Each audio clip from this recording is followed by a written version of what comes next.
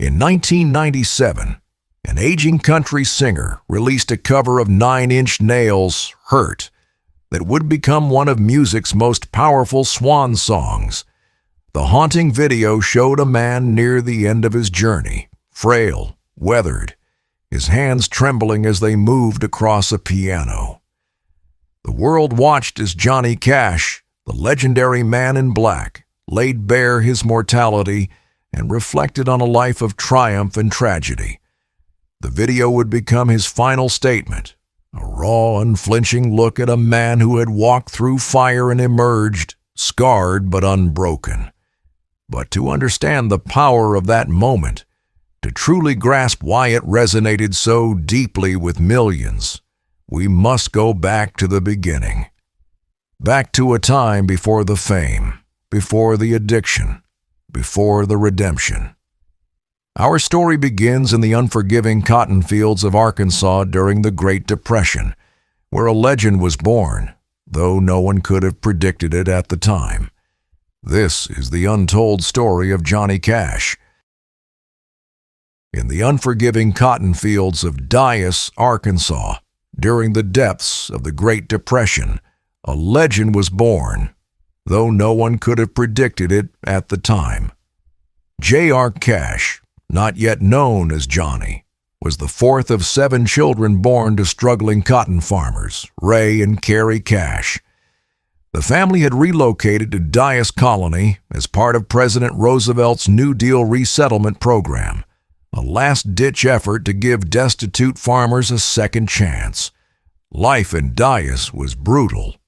The Cash family worked from sunrise to sunset, picking cotton until their fingers bled, fighting to harvest enough to survive another season.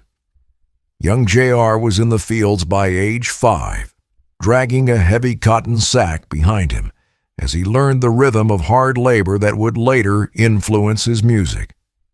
"My daddy told me, you can either work for a living or sing for a living, but you're going to have to work," Cash would later recall. "I never forgot those words." But even in this harsh landscape of poverty and struggle, music found its way into the Cash household.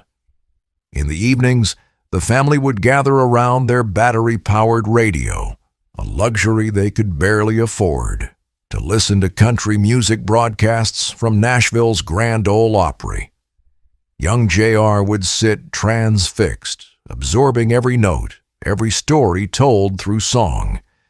It was in the cotton fields that Cash first began to sing, his deep voice carrying across the rows as he worked. Gospel hymns learned at his mother's knee, mixed with folk songs and field hollers, the foundation of what would become his distinctive sound. But it wasn't just music that shaped the man who would become Johnny Cash. It was tragedy. On May 13th, 1944, when Johnny was just 12 years old, his older brother Jack, the brother he idolized, was pulled into a table saw at the local mill where he worked part-time. The accident nearly cut him in half. Jack suffered for over a week before succumbing to his injuries. On his deathbed, he spoke of angels and visions of heaven. Johnny, sitting vigil at his brother's side, witnessed both unimaginable suffering and transcendent faith, themes that would haunt his music for decades to come. "In my songwriting, there's a lot of Jack in the dark side," Cash would later confess. "There's a lot of Jack in the suffering." The loss transformed young J.R. Forever after, he carried a sense of survivor's guilt, wondering why his brother, the one destined to become a preacher, the good son, had been taken while he remained. This question would fuel both his self-destructive tendencies and his spiritual searching throughout his life. As he entered his teenage years, Johnny found solace in music. He saved enough money to order his first guitar from the Sears Roebuck catalog and taught himself to play, developing a distinctive style born of necessity and innovation. Unable to change chords quickly enough, he created a unique boom-chicka-boom rhythm that would later become his trademark sound. No one in Dyess Colony could have imagined that this dirt-poor farmer's son, with calloused hands and haunted eyes, would one day stand among the giants of American music. That the voice which echoed across those cotton fields would someday echo across the world. But before fame found Johnny Cash, before the Man in Black emerged, before the hits and the heartbreak and the comebacks, he would need to leave those cotton fields behind, carrying with him the lessons of hard work, the comfort of gospel music, and the shadow of his brother's death. In 1950, with the Korean War escalating, Johnny enlisted in the United States Air Force. As he boarded the bus that would take him away from Arkansas, he couldn't have known that he was taking the first step on a journey that would transform American music forever. The cotton fields had given him his voice. The military would give him his chance. And a small recording studio in Memphis would soon give him his future. Memphis, Tennessee, 1954. The city was alive with a new sound, a rebellious fusion of country, blues, and what would soon be called rock and roll. At the epicenter of this musical revolution was a small recording studio on Union Avenue, Sun Records, run by the visionary producer Sam Phillips. Phillips had recently discovered a young truck driver named Elvis Presley, whose blend of country and rhythm and blues was turning the music world upside down. But when 23-year-old Johnny Cash, fresh out of the Air Force and selling appliances door to door, walked into Sun Records, Phillips was initially unimpressed. "I want to record gospel music," Cash told Phillips during his audition. Phillips didn't mince words. "Go home and sin, then come back with a song I can sell." Cash returned with something different, something darker, more authentic. He had assembled a group called the Tennessee Two, guitarist Luther Perkins and bassist Marshall Grant. Their sound was sparse, distinctive, almost primitive. Luther's minimalist guitar style, born from his own technical limitations, created the perfect backdrop for Cash's deep, resonant voice. In 1955, they recorded Hey Porter and Cry, Cry, Cry, Cash's first singles. The latter climbed to number 14 on the country charts. Johnny Cash had arrived, but it was his next songs that would define his career. Folsom Prison Blues, with its unforgettable opening line, "I hear the train a-comin', it's rolling around the bend," and its chilling confession, "I shot a man in Reno just to watch him die," revealed Cash's gift for inhabiting dark characters and telling their stories. Then came I Walk the Line, a pledge of fidelity to his new wife, Vivian Liberto, whom he had met just before deploying to Germany during his Air Force service. The song became his first #1 hit and established him as a major star. At Sun Records, Cash found himself in legendary company. He toured with Elvis Presley, Carl Perkins, and Jerry Lee Lewis, a group later immortalized as the $1 Million Quartet. But while Elvis embraced the flash and spectacle of stardom, Cash developed a different persona. He began wearing all black, a stark contrast to the rhinestone-studded outfits favored by many country performers. When asked about his fashion choice, Cash offered various explanations over the years, but the most enduring was also the simplest. "I wore black because I liked it. I still do, and I wear it to this day. But I wore it because I was comfortable in it. I didn't wear it to be different. I wore it because I was different." The Man in Black was born. By 1958, Cash had achieved the success he dreamed of in those Arkansas cotton fields. He had a string of hits, a growing family with Vivian and their 4 daughters, and a promising future. He signed with Columbia Records, gaining greater creative control and wider distribution. But beneath the surface, trouble was brewing. The relentless touring schedule, sometimes 300 shows a year, was taking its toll. To keep up the pace, Cash began taking amphetamines, setting in motion a cycle of addiction that would nearly destroy him. The pills were just part of the tour, Cash would later admit. You'd work, you'd take a pill, you'd get through the night. Then pretty soon you're taking 2 just to get through the night. Then pretty soon you're taking 3. As the 1960s dawned, Johnny Cash stood at a crossroads. His star was rising, but so were his demons. The boy from the cotton fields had achieved his dream, but the price of fame was proving steeper than he could have imagined. By the early 1960s, Johnny Cash was living 2 lives. On stage, he was the commanding man in black, his voice a force of nature, his presence undeniable. But offstage, he was increasingly at the mercy of amphetamines and alcohol, a combination that made him unpredictable, unreliable, and at times unrecognizable even to himself. The incidents began to pile up. In 1965, he was arrested in El Paso after customs officials found hundreds of pills in his guitar case. He wrecked hotel rooms, missed performances, and showed up to others so intoxicated he could barely stand.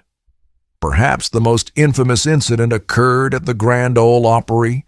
Cash, high on pills and filled with rage, kicked out the footlights at the front of the stage, shattering the glass and symbolically breaking with the institution that had once been his dream. They told me I couldn't play the way I felt. Cash later explained, they wanted me to conform to what everybody else was doing. I was on pills that night and I just went crazy. The Opry banned him, a devastating blow for a country artist. But Cash was spiraling too fast to stop. In the midst of this chaos entered June Carter. Part of the legendary Carter family, June was a talented performer in her own right. She joined Cash's tour in 1962, and the chemistry between them was immediate and powerful. There was just one problem. Cash was still married to Vivian. I first heard Johnny Cash's voice coming out of an awful scratchy speaker at a drive-in restaurant, June would later recall.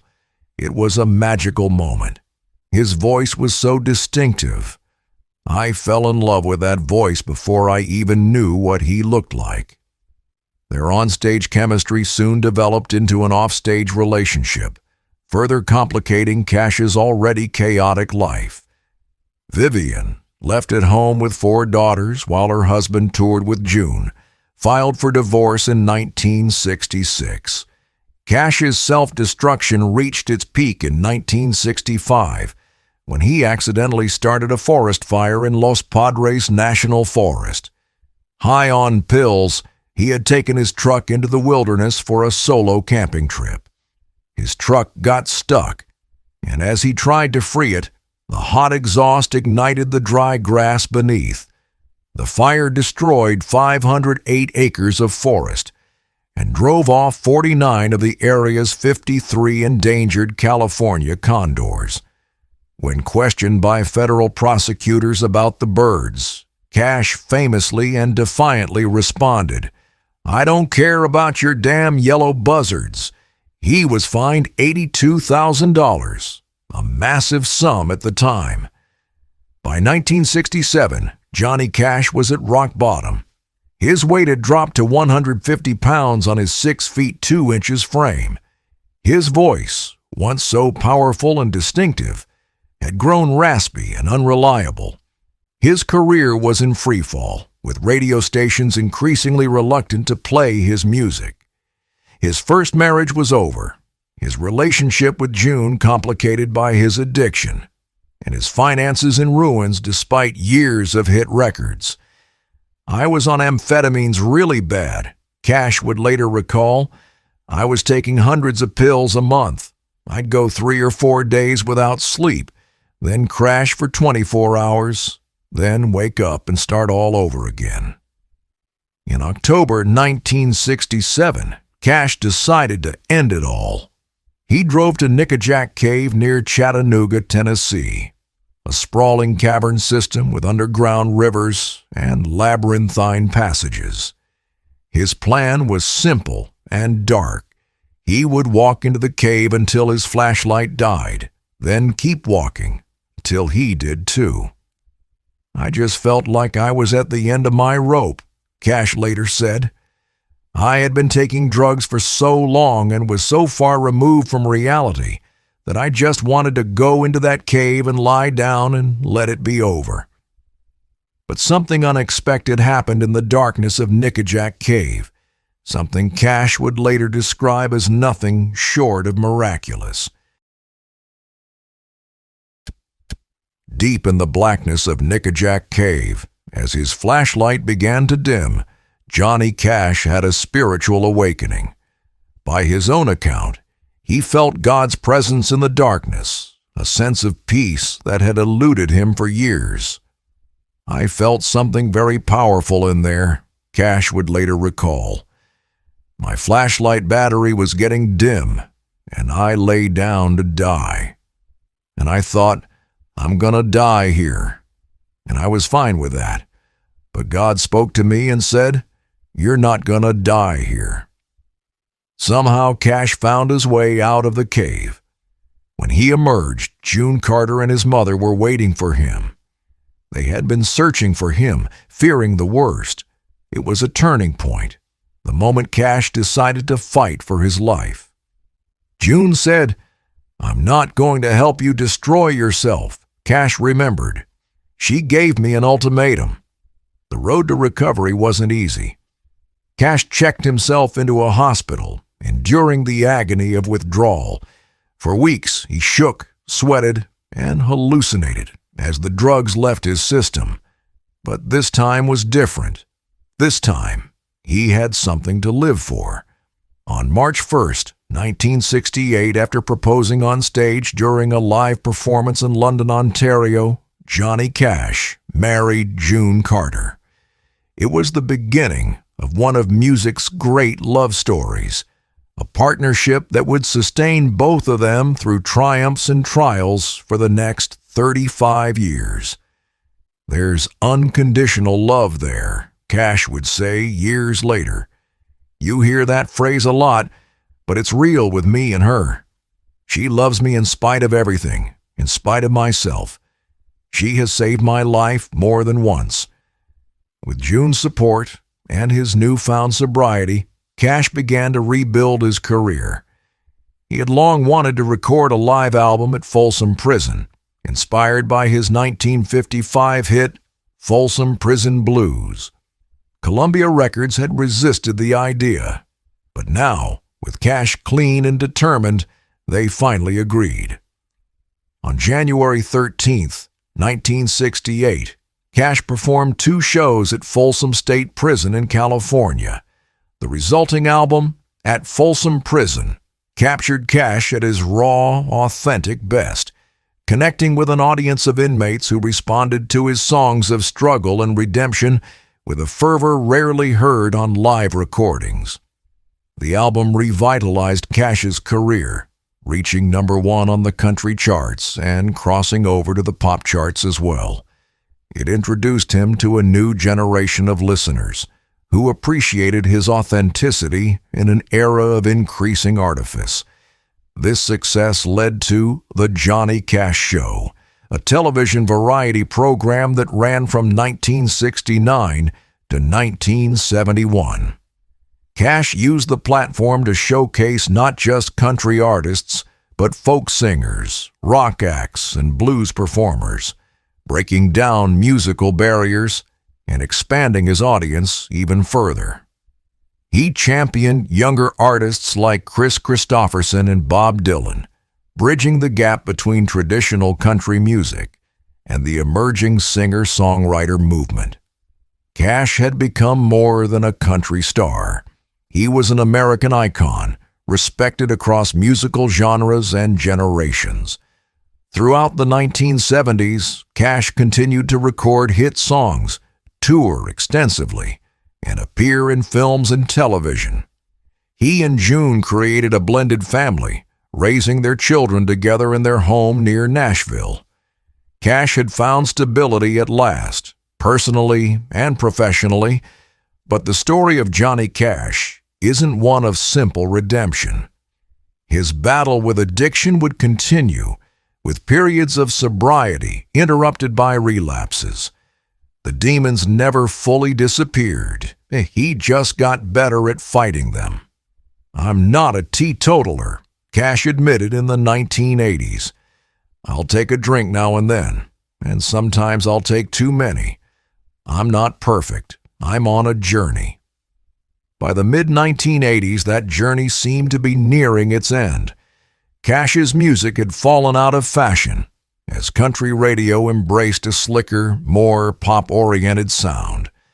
Columbia Records, his label for nearly 30 years, dropped him in 1986, a crushing blow to a man who had given them dozens of hit records. Johnny Cash, the legend, appeared to be fading into history, but the most remarkable chapter of his story was yet to be written. In 1993, an unlikely figure entered Johnny Cash's life. Rick Rubin, a producer known for his work with hip-hop acts like the Beastie Boys and metal bands like Slayer. Rubin approached Cash with a simple but radical proposition: record an album with just his voice and guitar, focusing on songs that meant something to him personally, regardless of genre. The result was American Recordings, released in 1994 when Cash was 62 years old. The album featured stark, stripped-down versions of songs ranging from traditional folk ballads to contemporary works by Tom Waits and Glenn Danzig. Critics hailed it as a masterpiece, and a new generation discovered the power of Cash's voice and presence. "I think I was buried alive," Cash said of this period, "but I wasn't dead." The album marked the beginning of what would be known as the American Recordings series, 6 albums that would redefine Cash's legacy and introduce him to listeners who had never heard his earlier work. Throughout this late career renaissance, June remained by his side, supporting him even as her own health began to fail. Their love story, which had begun amid the chaos of addiction and infidelity, had evolved into one of music's great partnerships. In 1997, Cash was diagnosed with Shy-Drager syndrome, a degenerative neurological disorder. The diagnosis was later changed to autonomic neuropathy, but the effects were the same. Cash's health began a slow, steady decline, yet he continued to record, his voice growing more fragile, but somehow more powerful in its vulnerability. In May 2003, after 35 years of marriage, June Carter Cash died from complications following heart surgery. Johnny was devastated. At her funeral, he had to be helped to her casket, his health too poor for him to walk unassisted. "The spirit of June Carter overshadows me tonight," Cash told the audience at a performance shortly after her death. "With the love she had for me and the love I have for her, we connect somewhere between here and heaven." Despite his grief, Cash continued to work, pouring his pain into his music. In 2002, he had recorded a cover of 9 Inch Nails' "Hurt," a song about addiction and regret that took on new meaning when performed by a man near the end of his life. The video for the song, released in 2003, showed Cash frail and trembling, surrounded by images from his past. The video became Cash's final statement: a raw, unflinching look at mortality and legacy. When 9 Inch Nails' Trent Reznor, who wrote the original song, first saw Cash's version, he said, "I felt like I was watching my girlfriend sleep with someone else. Then I realized it wasn't mine anymore."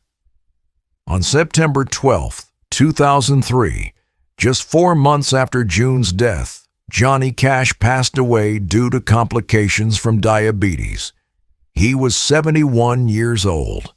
The boy from the cotton fields of Arkansas had completed his journey. From poverty to worldwide fame, from addiction to redemption, from commercial rejection to artistic triumph, Johnny Cash had lived many lives in one. His music continues to resonate because it speaks to something universal: the struggle to overcome our worst impulses, the search for meaning in suffering, the possibility of redemption even after the darkest night. "You build on failure," Cash once said. "You use it as a stepping stone. Close the door on the past. You don't try to forget the mistakes, but you don't dwell on them. You don't let them have any of your energy, or any of your time, or any of your space."